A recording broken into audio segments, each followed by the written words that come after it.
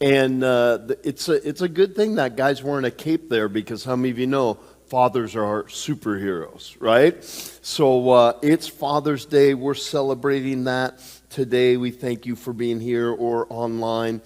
Father's Day, unfortunately, I'm doing my best to change this, but Father's Day is one of the lowest attendance Sundays of the year. It's kind of ironic. Mother's Day is one of the highest. Father's Day, one of the lowest, along with Memorial Day, Labor Day, 4th of July. But we are trying to change that and get guys to love going to church. So here's our foundational scripture for this morning. And it is Proverbs 27, and it says this: the righteous who walks in his integrity, blessed are his children after him. Now, see those little feet there in the middle? I'll guarantee you those little feet are watching those big feet. They're watching where those big feet go. They're watching what those big feet do, and they are going to follow those big feet.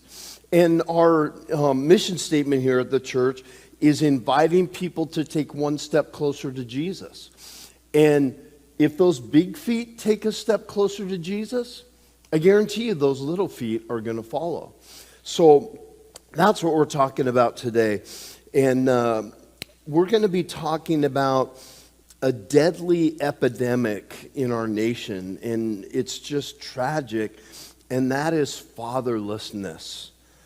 Fatherlessness. And this will probably be one of the most politically incorrect messages you've ever heard, because it's politically correct to devalue fathers. If you watch TV, sitcoms, they're constantly making fun of dads, making fun of fathers. And the role of a father is under attack in society. But today we're going to talk about, and this is the title of the message, the supreme necessity of good, godly fathers. We need in our nation good, godly fathers. Now, I'm not detracting at all from the amazing job of single moms. What they do is amazing. I would not do that because I was raised by a single mom. My dad passed away when I was 1 year old, and so I was raised my whole life by a single mom. But I think all single moms would admit that it would be easier with a dad that was engaged in the situation. And I just want to do an honorable mention this morning to a couple people. One of them is Sherry. And Sherry has raised, and Stephen's back with us this morning. Can we just give Stephen a hand? And Stephen, and I'm not joking, I kid not, Stephen is one of the highest quality young men I've ever met in my life. And I've met a lot of young men. I've done young adult ministry for years. But I just want to say, Stephen, I'm proud of you. I'm proud of what you're doing. And Sherry, I'm proud of you for raising a quality young man like that. It's an amazing thing to do as a single mom. And we also have Tammy, which this will probably explain the little twitch that she has. She raised 3 boys as a single mom. Curtis, Kevin, and Kyle. And what are the age spreads? Not very far, right? 5 years. What's that? From start to finish, 5 years. 3 boys. That's enough to drive you nuts. My mom raised 3, but it was 2 girls and me. 3 boys, I can't imagine. So, Tammy, I'm proud of you for what you did raising those boys. But I'm also so blessed by the fathers in this church. When I see the fathers in this church, and I see Robert almost every day in the gym with his daughters. And I see them interact, and I see, the way he leads them and how they look at him and the way that they treat him. And it's such a blessing to me. I see you, Chris, as a single dad. And I see the way you relate with Emma, and I'm so proud of you. You inspire me as a dad. I got to, with Mark, I got to go I actually got to perform a graveside service for the mother of his children. And so all his children were there, and I had met most of them. I think all of them I'd met before, but I got to see them interact in a very difficult situation. And the way that you could just tell this honor and respect they had for their dad. And Mark, I want to tell you, I'm proud of you as a dad. And Mark, when I go over to your house, it's one of my favorite places to be. And that filters down from your leadership as a dad. And I see in Ada, I don't know your son quite as well, but I see you in Ada. And I see what you've imparted into her and the quality person that she is because of you. Mark, I'm proud of you. Robert, I'm proud of you. I'm proud of the fathers in this church. But there is an epidemic that we have to talk about in our country. And every 2 or 3 years on Father's Day, I'll do this and I'll share some statistics that are sad and alarming, but they're true. These statistics are true, and they tell us exactly what the problem is.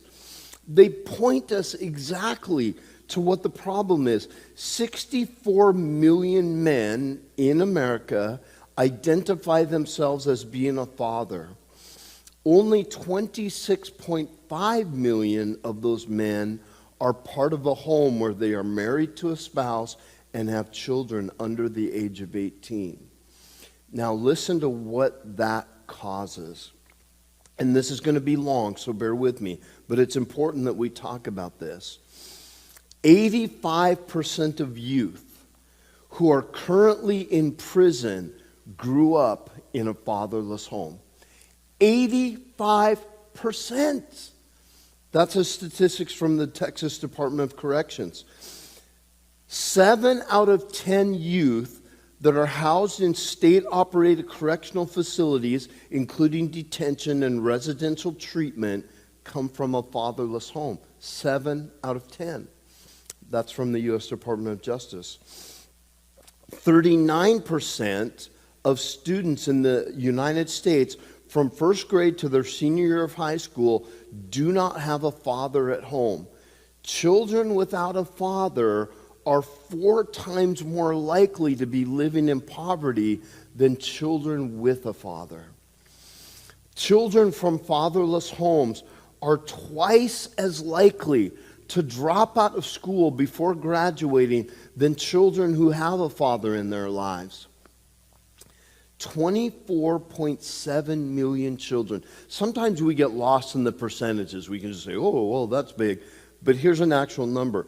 24.7 million children in the United States live in a home where their biological father is not present. That equates to 1 in every 3 children in the United States not having access to their father. Girls who live in a fatherless home have a 100% higher risk, twice as likely, of suffering from obesity than girls who have their father present. Teen girls from a fatherless home are also 4 times more likely to get pregnant as a teenager. 57% of the fatherless homes in the United States involve African American or black households. Now, this is after 2 years of hearing from BLM that Black Lives Matter. But one of the number one goals of that organization was to destroy the nuclear family and say that fathers are not necessary. So you're telling me that Black Lives Matter to you when you're destroying the family that they come from? That's not caring about black lives. If we care about black lives, we should be wanting to stamp out fatherlessness in the black community.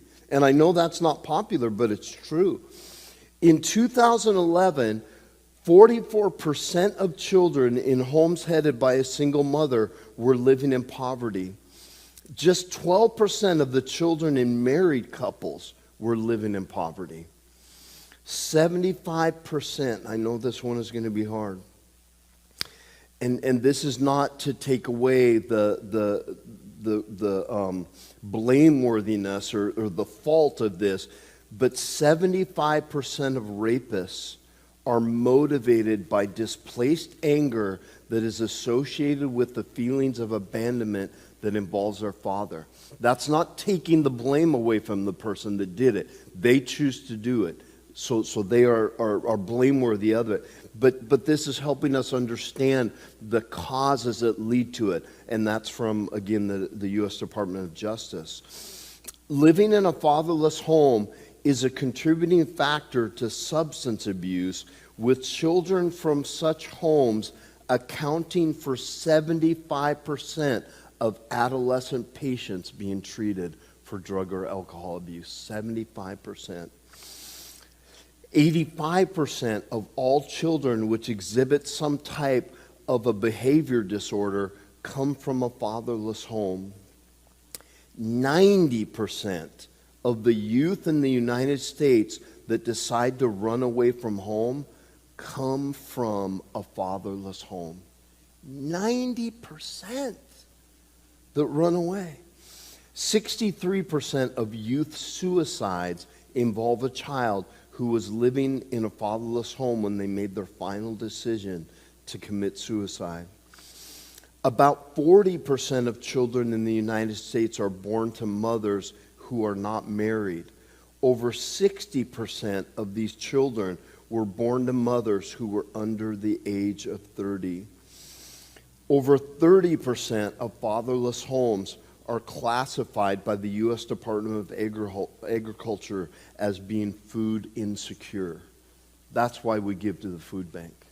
That's why we help families in our area. Children who live in a fatherless home are 279% more likely to deal drugs or carry a firearm for offensive purposes. Not for going out shooting, not for having fun, but to carry a firearm to shoot somebody, to harm somebody. 279% more likely. Pregnant women who do not have the support of the father experience pregnancy loss at a 48% rate. When the father is present, the prevalence of pregnancy loss falls to 22%. Now, it didn't say in the study that includes abortion, but I'm sure it does, because abortion is the number one threat to unborn children. 43% of fathers do not see their role as something that is important to their personal identity. That just makes me want to slap them. Who cares? Who cares if it adds to your personal identity? It's not about you.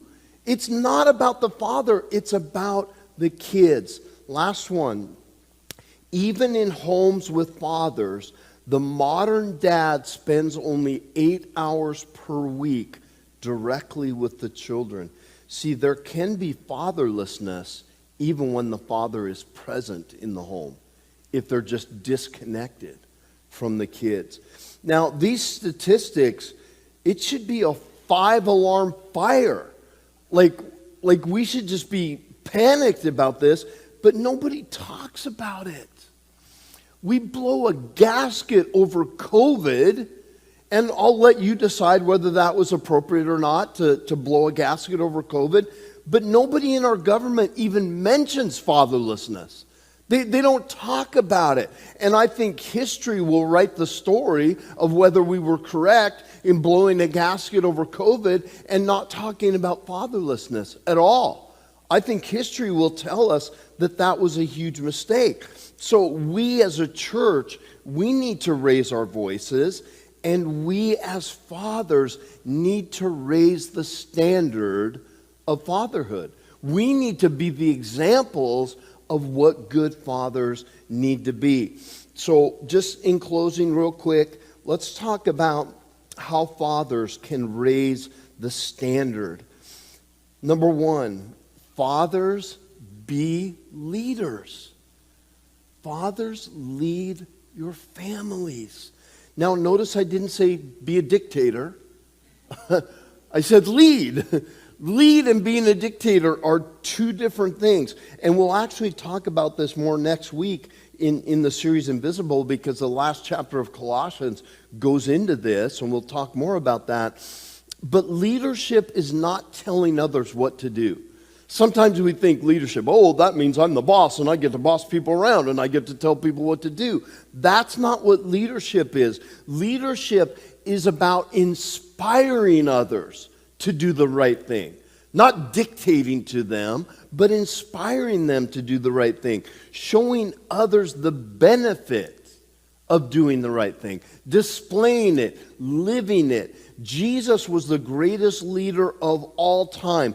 Do you want to know what his greatest leadership trait was? Laying his life down. Not bossing people around. His greatest leadership trait was laying his life down. John 15, starting verse 12, it says this: "This is my commandment, that you love and unselfishly seek the best for one another, just as I have loved you." That's leadership. That's leadership right there. To unselfishly seek the best for somebody else. That's leadership. Verse 13, "No one has greater love nor stronger commitment than to lay down his own life for his friends." And who are the closest people in your life? Your family.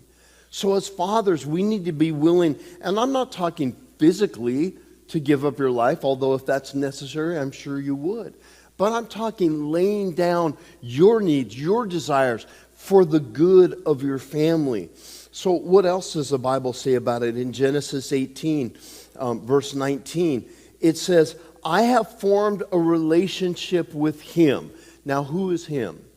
Him in this particular story is Abraham. God formed a relationship with Abraham, but he also formed a relationship with us. It could say, "I have formed a relationship with Mark. I have formed a relationship with Robert. I have formed a relationship with Chris." Why? So that he will instruct his children and his household after him. So God establishes a relationship with us. Why? So we will instruct our children and our household after him. And they will keep to the Lord's path, being moral and just, so that the Lord can do for Abraham, listen, so that the Lord can do for Abraham everything he said he would do. Guys, there are some blessings that are tied to the leadership of our family. If we lead well, it puts us in a position to receive these blessings. Joshua decided, check this out in Joshua 24:15. It says, "But if you don't want to serve the Lord, you must choose for yourself today whom you will serve. You may serve the gods that your ancestors worshipped when they lived on the other side of the Euphrates, or you may serve the gods of the Amorites who lived in this land. As for me and my family, we will serve the Lord." Joshua made the decision that I'm going to lead my family in serving the Lord. So number 2, fathers are protectors. So fathers, protect your family. Be a protector. Now, this is one, I wasn't super good at all of these, but this was one that I was pretty good at. If you ask my daughter, she might say that I was too good at it. Yeah, I kind of felt sorry for Victory, you know. all the boys at church were deathly afraid of me. As it should be, right? So it should be that way, right? All the boys that are interested in your daughter should be deathly afraid of you. But they didn't want to take the risk of crossing me, so they were very, very hands-off and polite with my daughter. And she didn't always like that. But any young people, this might frustrate you a little bit, this one, because it involves all the W questions, right? Who, what, where, when, like, where are you? What are you doing? Who are you with? What's their names? Who are their parents? Where are you going after that? And when are you coming home? Those are all the W questions that when you are protective, you ask those questions. And why do you need to be protective? Because God entrusted these precious young people to you as fathers. So we need to be protective of them because God trusted us to protect them. Can I tell you one of my pet peeves? One of the things that really gets to me is kids playing in the street. Does that bother anybody else? When I see kids playing in the street, like in the complex that I live in, when you turn into it, you're just immediately, kids in the street that could get hit. And I want to ask them where they live and go in their house and drag their dad out there and say, do you realize your kids are playing in the street and you're not protecting them?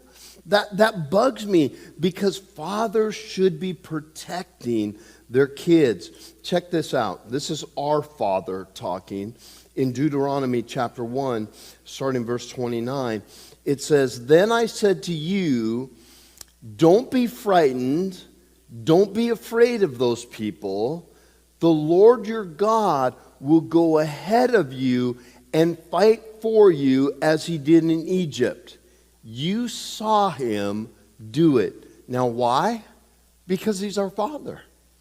He fought for us. He protected us because he is our Father. Verse 31, and in the desert you saw how the Lord your God carried you like one carries a child.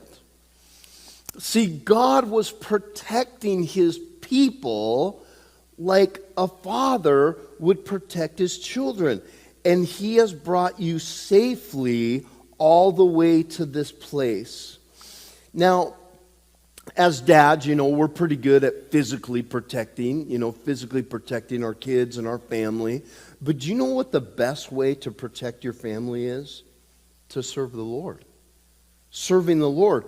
Proverbs 14:26 says, those who respect the Lord will have what?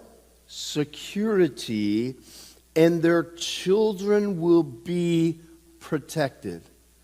Just by you serving the Lord, just by you respecting the Lord, what comes with it is protection of your children. Do you know why you need God to protect? See, I learned very quickly. I was a bouncer in all the major nightclubs in the Seattle area, and I've had knives pulled on me, guns pulled on me. I've had all the things. I learned very quickly that there's always somebody tougher than you. There's always a situation that is going to be bigger than you. I remember this time I was bouncing at a nightclub. This was when I was in college, so it was in Butte, Montana. And there were these two twin brothers that just had bad reputations. They were drug dealers, scary guys, tough guys. And they were acting up in the club. So me and my buddy, we escorted them out. And my buddy, a little more aggressive than me, he picks up one of them and he throws him in the hedge outside of the bar. And the other one, I've got him over here, and I'm just escorting him away. And when I saw that something was happening over here, I looked over, and the next thing I heard was, and you guys have heard this sound, the chambering of a shell. And I look back, and he's like 10 feet from me with it pointed right at me, the gun. And I mean, literally, you've heard, you know, the saying that your life passes before you. Literally, all these memories of my life just started going through me. And I seriously thought I was going to die. Well, my buddy said something to get his attention, and he looked away, and it gave me enough time to duck behind this car. And then you could hear the sirens, and the police were coming. And the guy with the gun, and stupid, I don't know why he did this, but he threw the gun under the cars in the parking lot, like the cops aren't going to find it, you know. So he throws it and he takes off running. But of course they caught him. But that's one of those situations where I don't care how tough you are, if somebody's pointing a gun at you, you're not tough enough to overcome that. So we need something bigger than the things that we come up against. And sometimes the enemy that you're facing is someone you can't even see. 1 Peter chapter 5, verse 8 says this: stay alert, watch out for your great enemy, the devil. He prowls around like a roaring lion, looking for someone to devour. Do you know who he's wanting to devour? Your family. He's wanting to devour your family. So we need to be alert and watching for the devourer who comes to attack our family. There's a great story of Nehemiah when the wall, Jerusalem was surrounded by this wall to protect them from people trying to come in. And the wall was broken down and there was openings in the wall. So Nehemiah stationed men in these openings to be what they called watchers, to be watching to see if anybody came in, so they could alert the other people that, hey, somebody's trying to come in. And the word watching, do you know what it became synonymous with later on? Prayer. The term watching and prayer became synonymous. And fathers, men, there are some dangers facing your family that you will never even know about. But in prayer, you can take care of it before it happens. You can defeat it before it even gets to your family. And some of the protection that we as fathers deal with and how we deal with it is without even talking about it.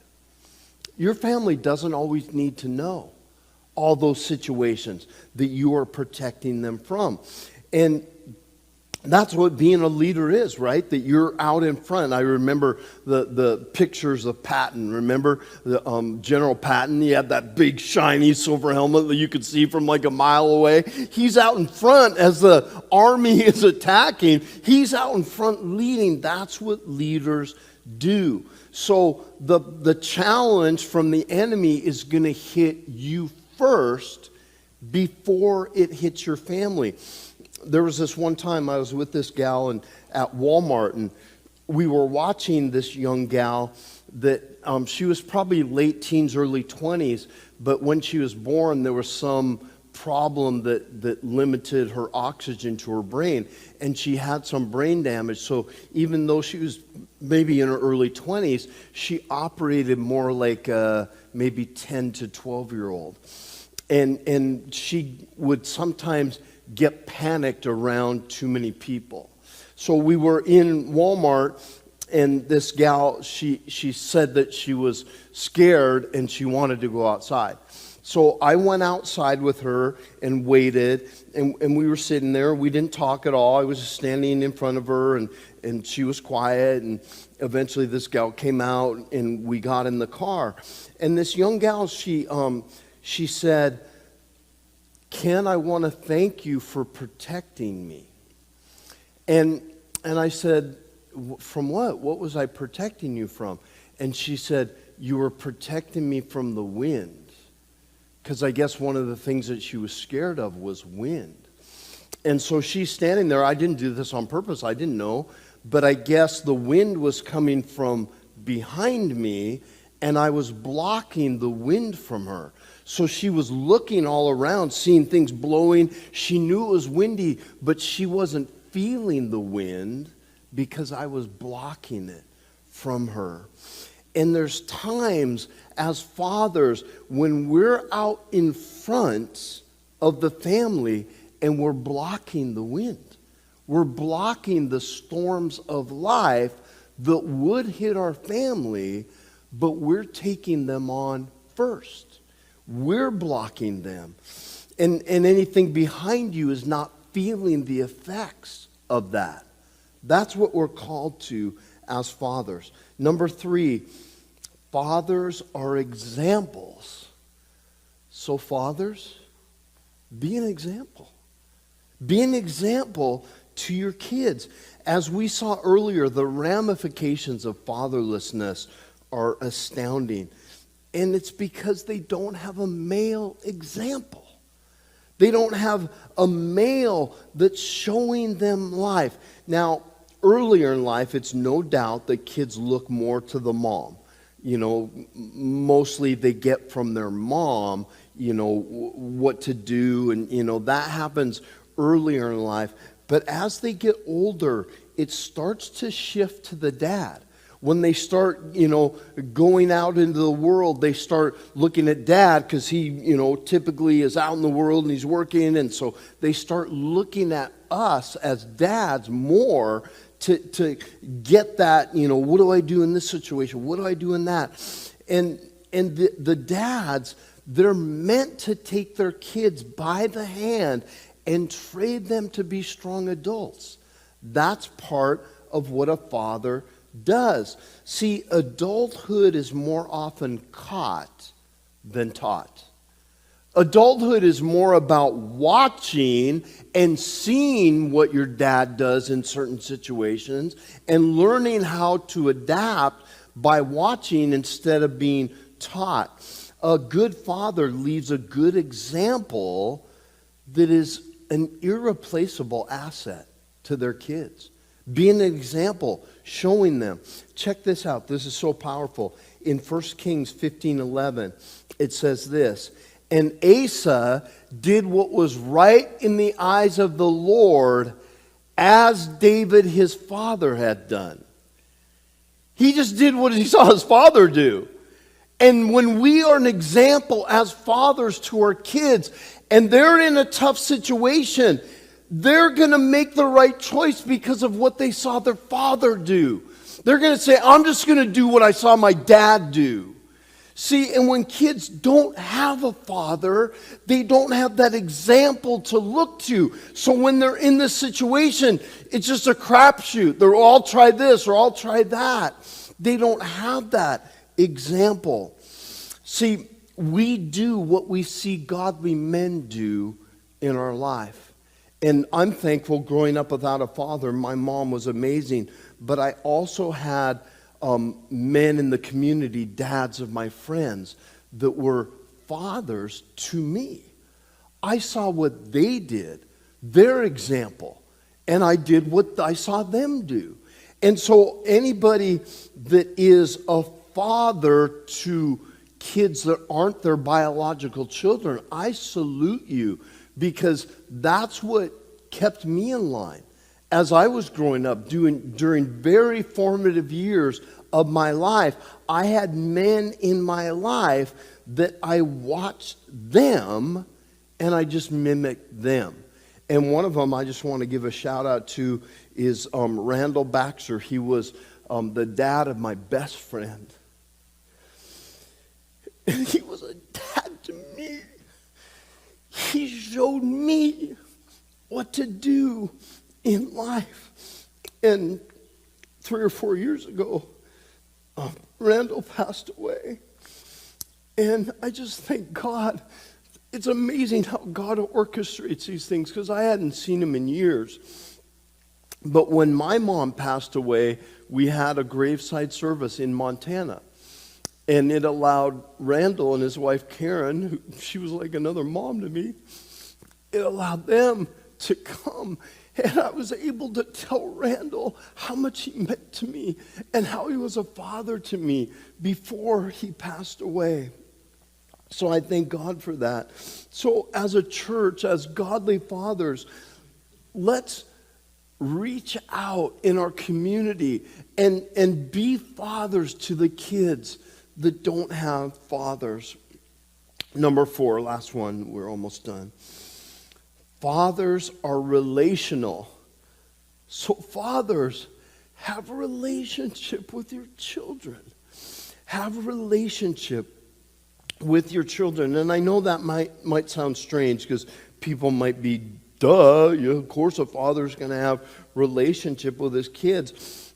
But remember that one statistic that we read, that the average father only spends 8 hours a week with their children? See, relationship is the birthplace of influence. And Chris, this is again part of why I'm so proud of you, because I see you doing this with Emma.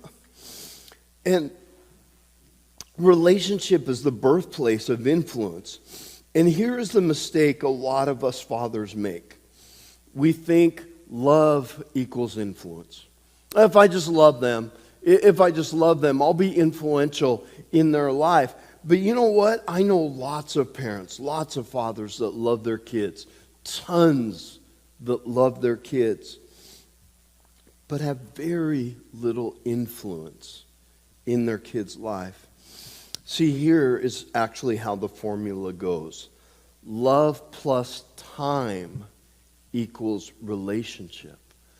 Loving them and spending time with them is the key to relationship, and relationship is the key to influence. So a huge mistake that fathers make is in the early years of a childhood's development, they think, well, that's for mom. Mom is the main caregiver at that age.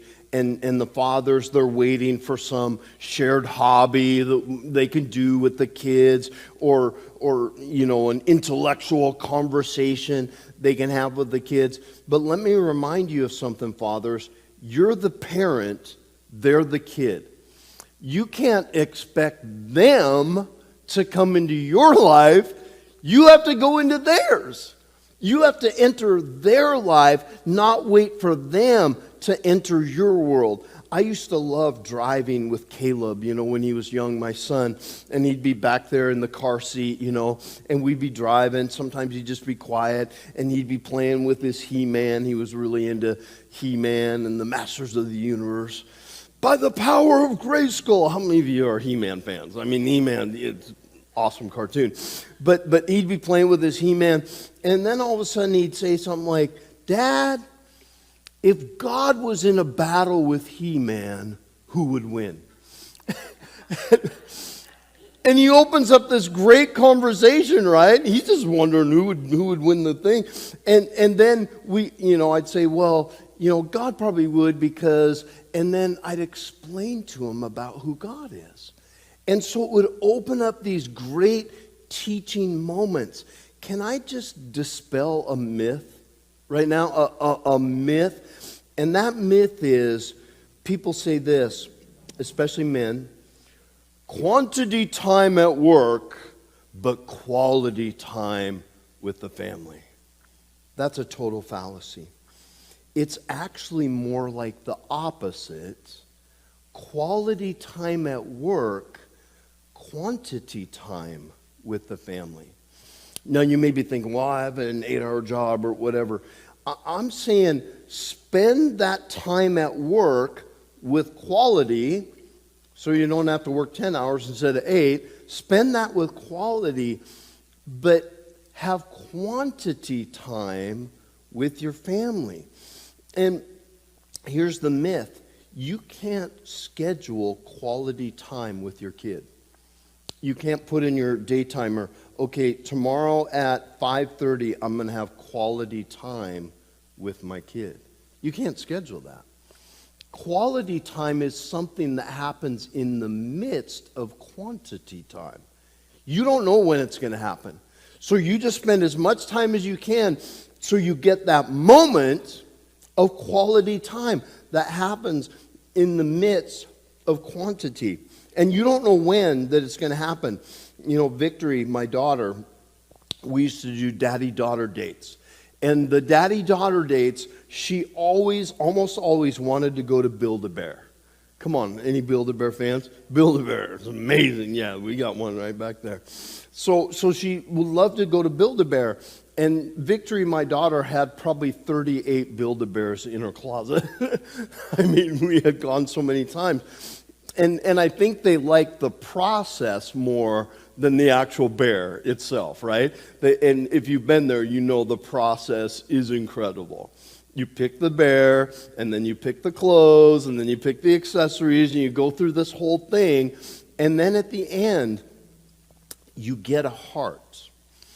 And you put the heart in the bear. And that's supposedly, when the bear has its characteristics and all that. Well, before we would put the heart in the bear, Victor and I would always pray for the bear. And so we would, be in the line and, people are waiting and we're like, hey, we're praying. And we'd be praying for the heart and we would put the heart in the bear. And usually out of that situation, again, would come some quality question. Victory would, in her little mind, would come up with something and it would give us the quality time that we never would have had if I would have said, okay, that has to be tomorrow at 5:35 p.m. and I'll give you 5 minutes. See, the quality of time probably only took 5 minutes, but if I would have scheduled that 5 minutes, it never would have happened. It happened in the midst of quantity time. So you need relationship in order to do that, and relationship takes time. Check this out, 1 Thessalonians chapter 2, verse 11. It says, you know that we treated each of you as a father treats his own children. This is the Apostle Paul talking. We encouraged you, we comforted you, and we told you to live good lives for God. He calls you to be part of his glorious kingdom. That sounds like relationship to me, right? He's saying, when we were with you, we treated you as a father treats his children, and then he describes relationship. We encouraged you, we comforted you, we told you to live good lives. It sounds like relationship to me, and that's what, as a father, we need to do for our kids. So we're going to go into this last song, and it's a song about fatherhood. It's a song about God being our father, and he can show us how to be a father. My father, I never knew him. He died when I was 1 year old, so I never knew him. But when I came to know God as my father, I realized how much I needed his example to show me how to be a father. The song is called Good, Good Father.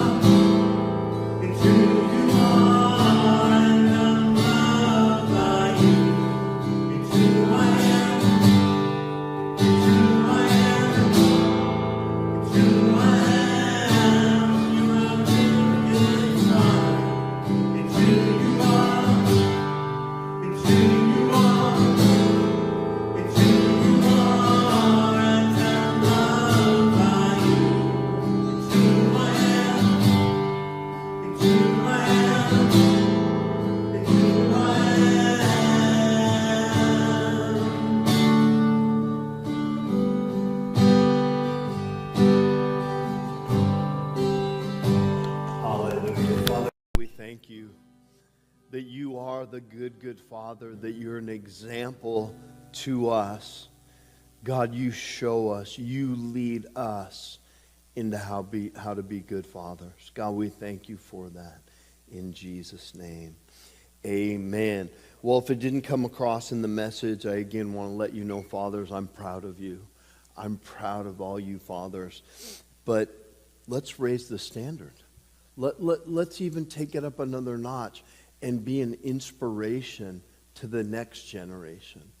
Let's start the reversal of the cycle of fatherlessness. Amen? Well, we are going to have a time of fellowship. I heard a vicious rumor that there might be bacon. Yeah. There's bacon over there. I mean, on Father's Day, what are you going to have? Bacon, of course. So hopefully you will join us over there. God bless you. Have a great day today.